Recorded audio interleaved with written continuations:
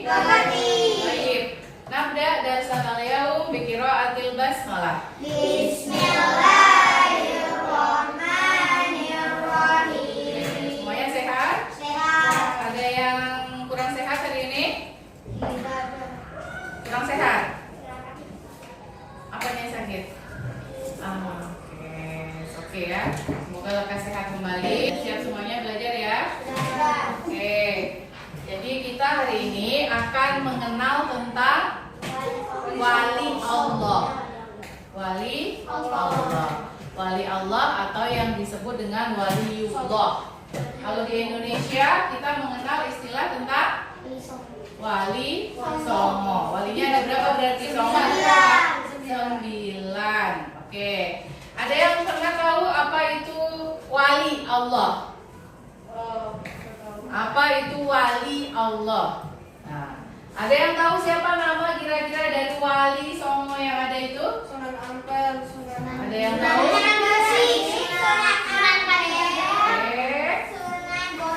Oke. Gunung Jati. Jati. Oke, nanti kita menemukan ya. Nanti kita akan kumpulkan. Jadi kisah keteladanan dari wali songo. Yang pertama, siapakah wali itu?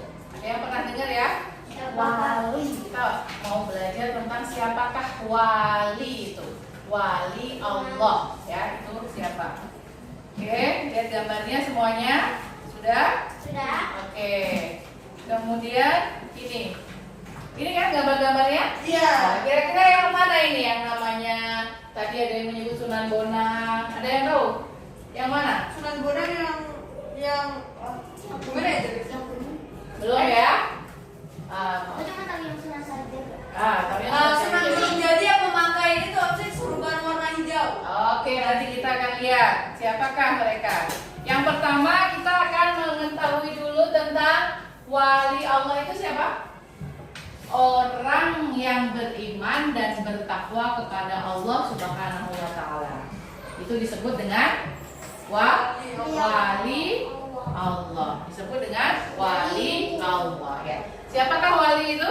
Orang yang beriman dan bertakwa kepada Allah. Berarti beribadah hanya kepada Allah. Boleh nggak kita menyembah kepada selain Allah? Tidak. Oke, coba gimana? Ada yang mau bertanya? Wali itu derajatnya lebih tinggi nabi atau wali? Derajatnya lebih tinggi nabi atau wali? Nabi.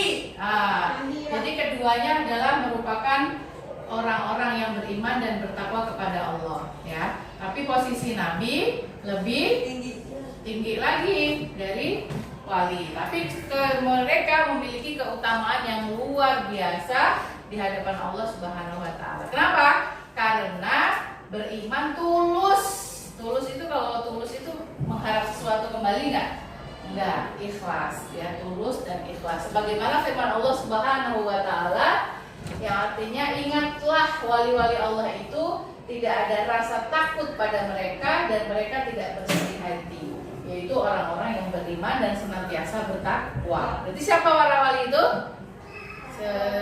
Alfat, siapakah wali Allah? Orang yang beriman dan bertakwa kepada Allah. Oke. Zoa, siapakah wali Allah? Orang yang dan bertakwa kepada. Oke, selanjutnya Kak. Ini wali Allah ya. Definisi dari wali Allah adalah orang yang beriman dan bertakwa kepada Allah. Oke, keimanan kepada Allah itu tidak boleh dicampuri dengan kesyirikan. Kesyirikan itu menyembah kepada selain Allah, menyembah pohon yang besar. Dukun. Nah, berarti makhluk yang gaib. Nah, berarti menyembah kepada selain Allah. Kuburan, minta pertolongan kepada kuburan atau orang yang sudah meninggal, boleh nggak? Meminta pertolongan kepada tempat keramat. Misalkan air mancur yang besar, air terjun yang besar, di situ dikeramatkan, kemudian dikasih sesajen dan kita menyembah di situ. Boleh enggak? Enggak. Itu merupakan kesyirikan. Dahulu itu harus ada orang yang berdakwah tentang ajaran agama Islam, beriman kepada Allah, kepada orang lain. Karena tidak seperti saat ini kita bisa lihat di internet, dulu belum ada. Jadi pada zaman dahulu orang menyembah, ada yang menyembah kuburan, ada yang menyembah matahari, ada yang menyembah pohon yang besar, patung, banyak. Nah, akhirnya ada orang-orang pilihan yang berdakwah, ya, yang maka nanti kita kenal sebagai wali songo. Ada yang mau bertanya dari sini?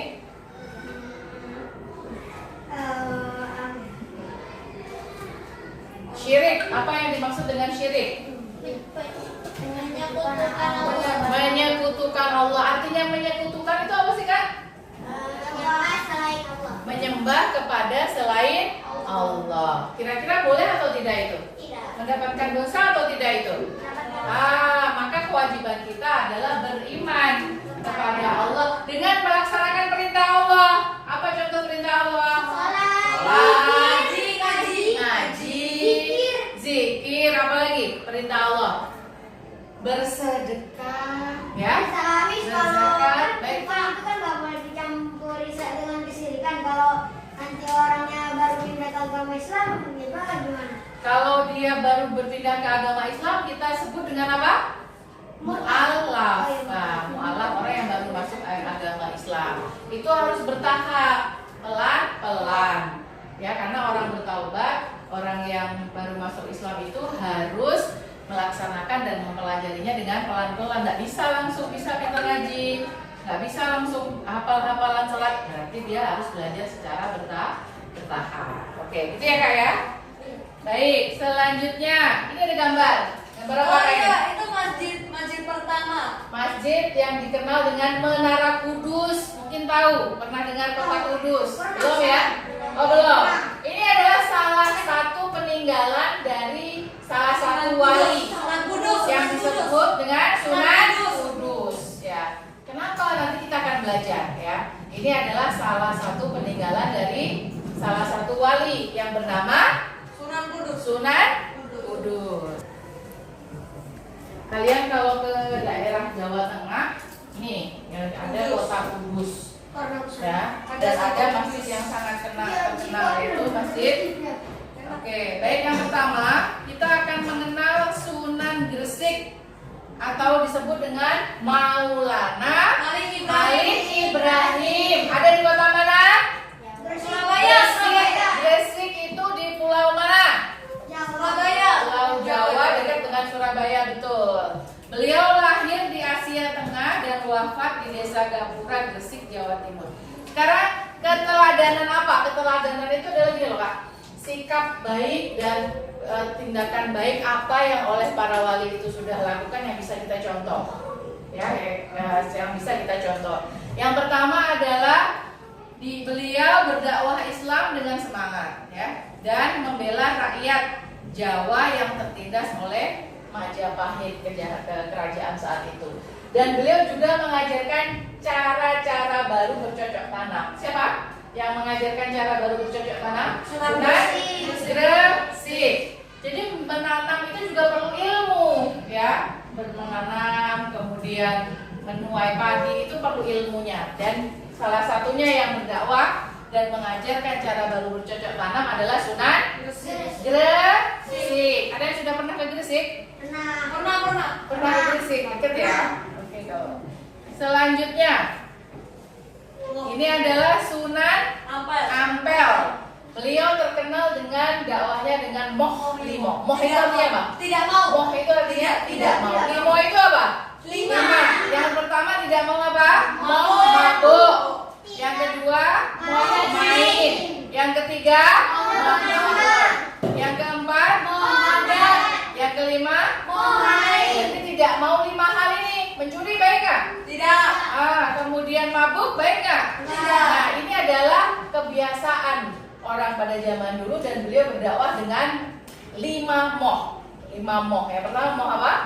Mabuk, naik, Muhammadun, Muhammadat, dan Malik. Oke. Beliau meninggal dan makamnya terletak di dekat Masjid Ampel Surabaya. Selanjutnya yang ketiga adalah Sunan Bonang.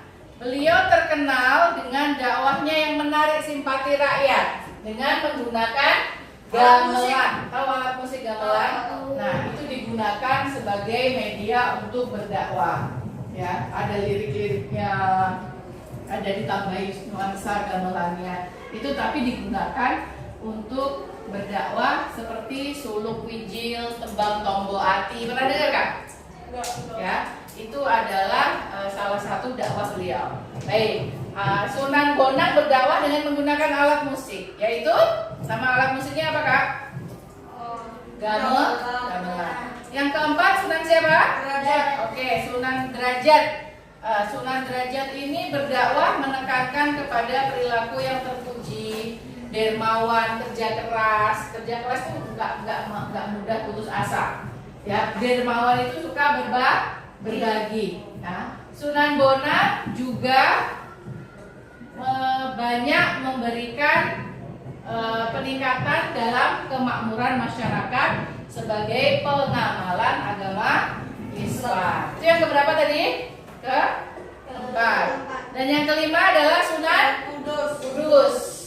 Sunan Kudus. Oke. Sunan Kudus ini nama ayah beliau siapa?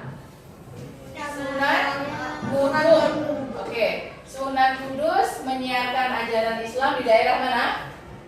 Kudus. Tadi ada masjid yang sangat terkenal, menaranya. Kudus. Ya, berarti menara Masjid Kudus. Oke. Coba dari kelima wali songo tadi, sikap apa yang kira-kira kakak-kakak bisa teladani dari para wali? Percaya diri. Kemudian tidak menyerah. Kemudian Suka berbagi. suka berbagi. Apa namanya? Ayo Kak, Baca sabarnya yang bijak. bersabar. Ya kan berdakwah sulit apa mudah? Udah. Sulit. Jadi perlu kesabaran. Dan yang paling penting adalah menuntut ilmu itu harus rajin, tekun. Kenapa? Karena di situ nanti akan ada banyak rintangan, banyak kesulitan, ya. Jadi kita harus belajar dari para wali ini. Baik, anak-anakku, untuk selanjutnya kita akan ada lembar kerja ya, lembar kerja yang bisa anak-anakku isi untuk mengukur sampai mana kakak paham dari materi ini, ya. Baik, disiapkan alat tulisnya. Belakang ya. Ya, pertanyaan ya Kak ya. Oke, diisi namanya, kelas. Iya.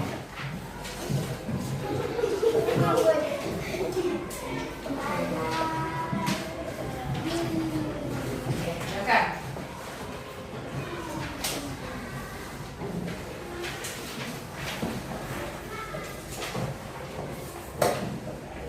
Miss, namanya nama panjang atau nama panggilan? Boleh nama panggilan. Dibaca. Dibaca dulu.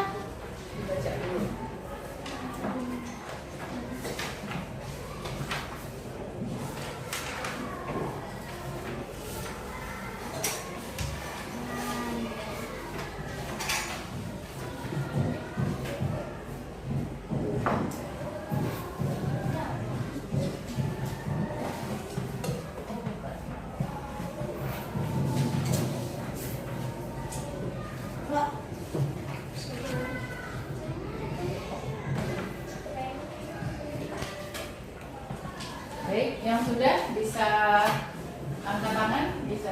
Bisa. Sudah? Oke. Ada lagi yang sudah? Sudah, Kak. Sudah, Kak? Rosa udah? Pak Putri? Belas? Oke, Nadira udah? Oke. Aisyah.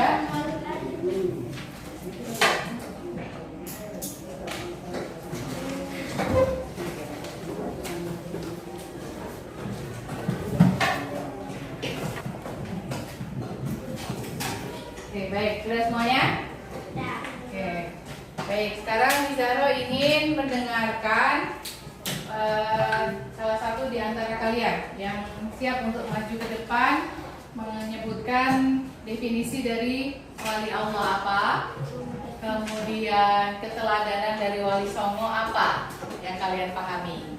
Oke, yang pertama Nadira. Oke, silahkan Nadira.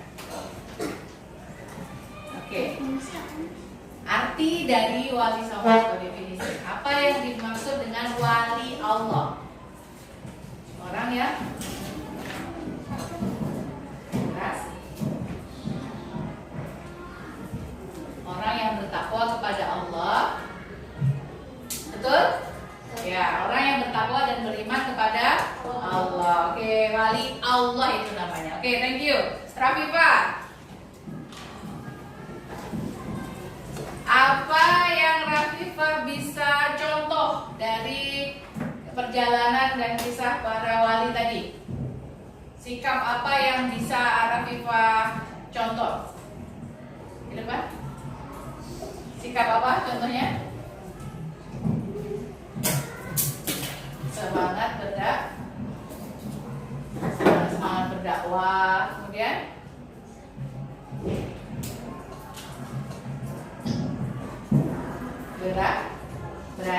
berani kan? Harus berani. Kemudian apa lagi? Tadi rajin dan tekun, ya, menebarkan kebaikan. Oke, thank you Rafifa. Sekarang dari sini maju ke berdiri. Barisan tengah. Oke, baik.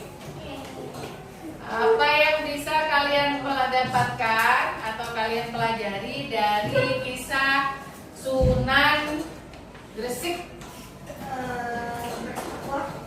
Bertakwa.